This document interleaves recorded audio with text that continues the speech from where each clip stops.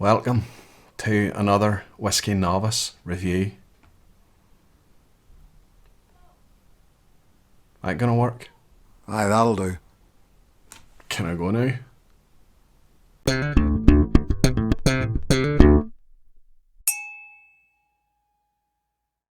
Hello and welcome once again to another whiskey review with me, the Whiskey Novice, and a massive thank you to Roy at Aquaviti for settling out of court, if we're being honest with this. I mean, that could have a very messy situation, and we'll hear more from Roy later on if you hang around.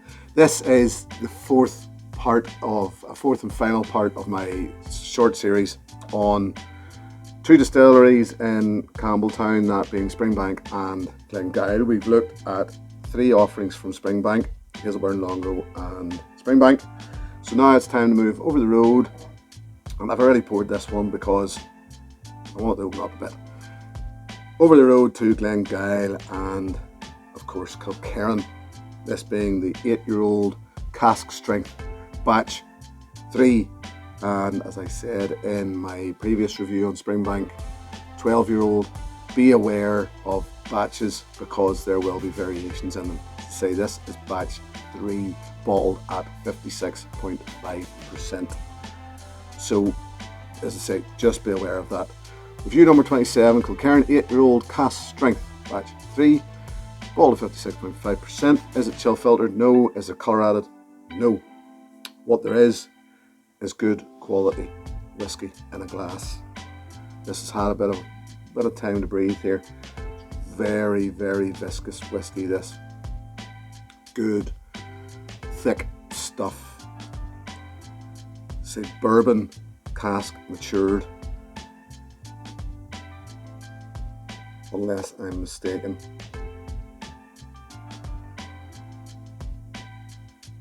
And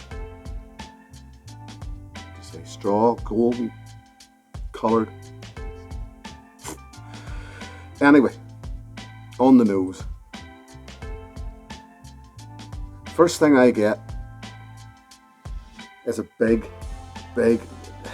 this big milk chocolate hit. It's just the first thing, but it's very, very initial. Just hits you straight away. But it's also perfumed right behind it.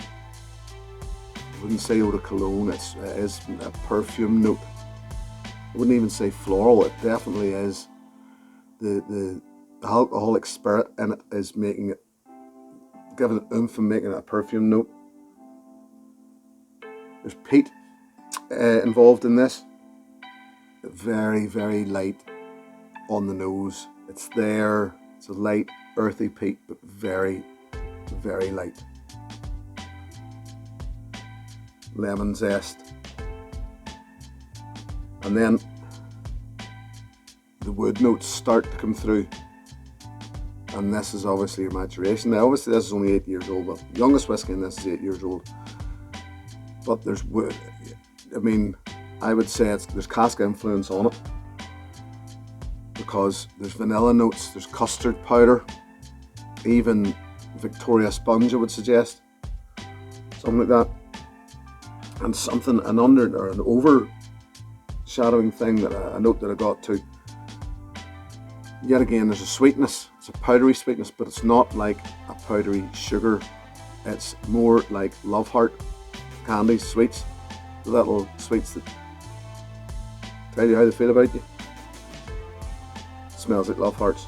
It's all fresh, all sweet, and all sparkly on the nose.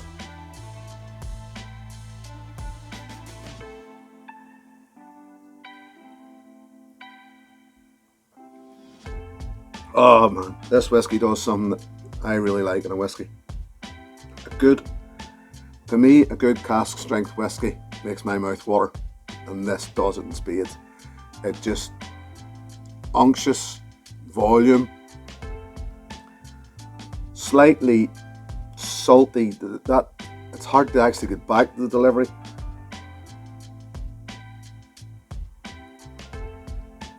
Yeah, actually sweet and sour, I would suggest.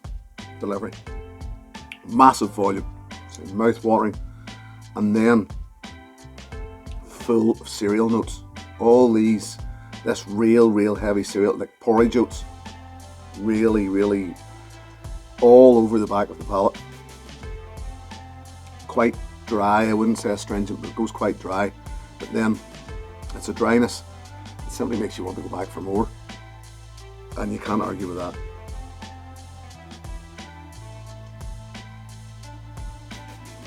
Finish. Spicy, lengthy. It's like that. Those cereal notes have turned into almost pencil shavings. And malt. It's, you know, those cereal notes, malt notes, woody notes, all over it. As I say, for an 8-year-old, just, oh. Maybe tell I quite like this one.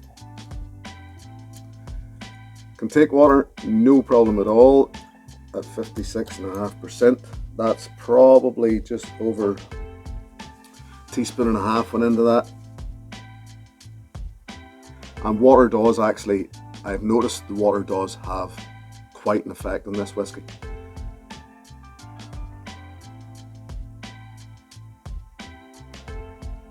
Even the nose, where I find it quite difficult with a lot of them to find massive changes in the nose or even delicate changes in the nose, this here just leaps out of the glass when you add water.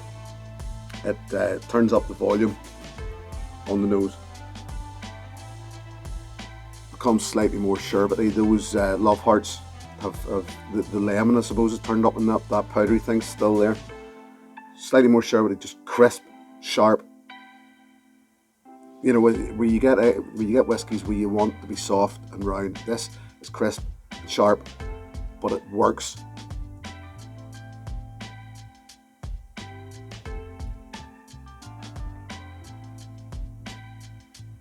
That palate is outstanding. Cinnamon, black pepper, and maybe powdered sugar now. Maybe there is a powdery thing on the back of it.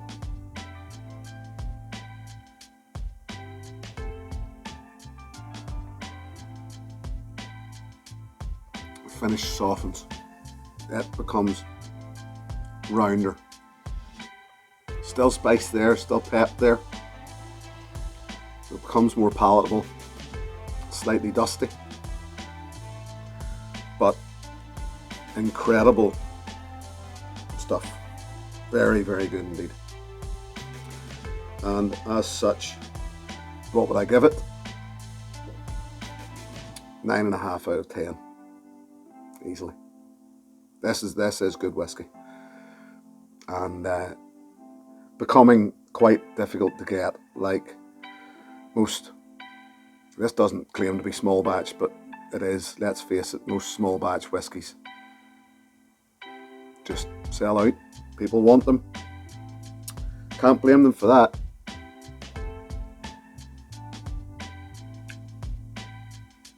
I'd quite happily stand here and drink this all day, but we need to move on, and it's time to share the love again. And it could only be one man. You've seen him at the start. Everyone's favourite bin hooker, Roy at Aquaviti Duff. Roy, to me, is a glue on which a lot of the whiskey community is bound, or by which a lot of the whiskey community is bound. Roy does two forms of media, really. He goes out in two ways. He does a recycled review when he can. Whenever Roy's finished a collection of bottles or gets himself through a few bottles, then they go to the recycling bin, and then Roy describes what he thought of them and gives them a rating, which I actually think is a very clever way to do it, for the simple fact that, as I described in an earlier video, when the oxidization happens in a bottle, air gets to it. So how do you know how can you rate a whiskey from here to here until basically it's gone? I know I'm maybe in here, and this is what Roy's doing by completely finishing the bottle and then telling us what he thought. He also does a live feed every other Thursday night called the V-Pub, and the people joining in live for live chats are in the hundreds, and I think it's fantastic, and it is just a great place for a community to join and just chat to each other, like-minded people, and it's an opportunity to meet people that you've never met before, and he always has something of a great subject to discuss in these V-Pubs, and I would highly recommend them to anyone. And if you're not already watching Roy, you really should subscribe to his channels and see what he's up to. So that is Roy. I can't say enough about him. He gave people a nod in my direction, and it has helped my channel no end, and I can't thank him enough for it. And before we leave it, hang around until after the toast for a little extra regarding Roy. So there you are. Roy at Aquaviti. Please check him out. It is worth it. There we go. I'm going to call it a day at that and go away and drink this merrily to myself. As I said before, Kilkerran 8-year-old Cask Strength. This is batch 3. If you can get it, do so. It is very worthwhile. 9.5 out of 10. Thank you once again for joining me. Thank you for being around. Thank you for subscribing. If you haven't subscribed, you're just here checking in, please consider doing so. I would very much appreciate it. And as I say, hang around after the toast for a little extra material. Here's to your good health. Cheers.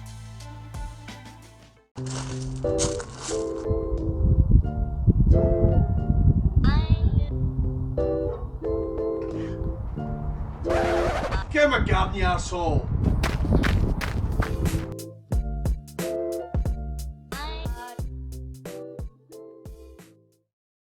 Hey, thanks for watching my video. Please click and subscribe to be notified of further content.